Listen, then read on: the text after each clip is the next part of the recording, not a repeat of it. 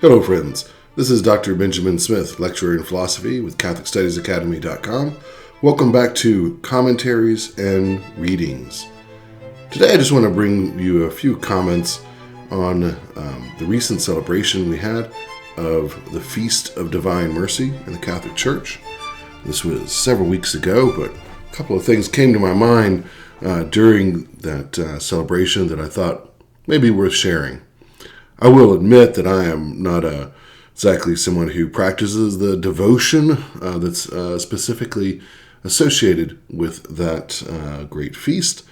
But nevertheless, it did, as I say, inspire a couple of thoughts that I thought might be worth sharing. Of course, whenever I encounter something, from the church that's important like this, I often turn to the thought of St. Thomas Aquinas for further understanding. So in this case, I looked up what St. Thomas Aquinas had to say about mercy, and as is so often the case with the angelic doctor, his thoughts were very illuminating. St. Thomas tells us that mercy is in a way caused by evil. Perhaps that's a bit surprising. What he means, of course, is that our perception of someone being in pain or in grief causes within us a sense of wanting to help that other person. We have a sense of the suffering of another, and that causes in us a desire to relieve the suffering of another or the grief of another.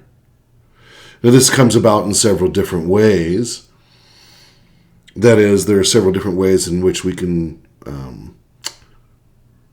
There are several different ways in which suffering comes about in our lives.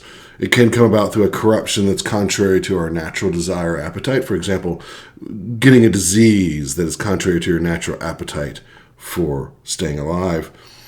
It can come through something undesirable can come into your life, and suffering through a choice that was itself good but turned out badly. For example, you chose to be friends with somebody or to trust someone who then turned out to actually be a traitor or a backbiter. Third, it could happen in the sense of someone who has a whole habit in life of pursuing those things that are truly desirable, but something completely outside their control, again, like disease or war, comes in and brings about things that are undesirable in their lives and therefore suffering. In our responses to these various forms of suffering, mercy comes in as a way to relieve the defect, to relieve the corruption. What I find really striking here is that the person who receives mercy is someone who then is in need. There's a sense in which you're an object of mercy if it's the case that you need help from another. There's a sort of helplessness, right? And a lack of power in mercy. And there's a real humility almost it takes to ask for mercy, because there we're recognizing and admitting that we do not have the power on our own to relieve our suffering and situation.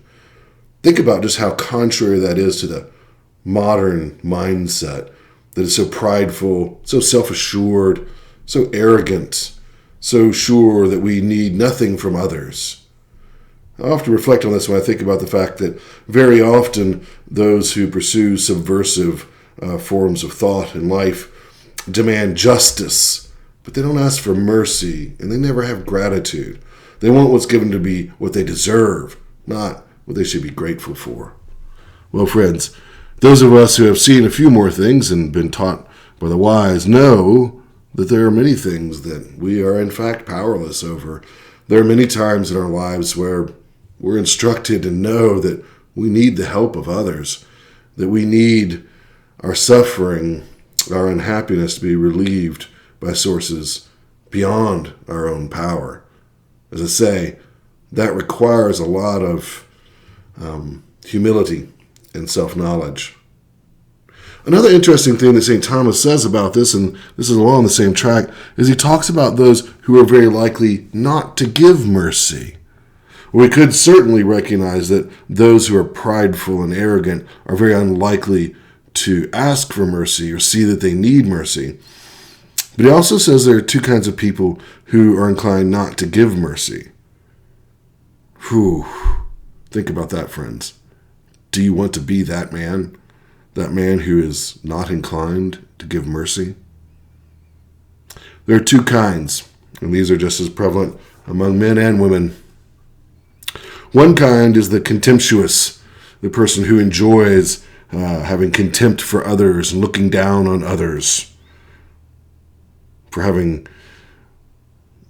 putting others down.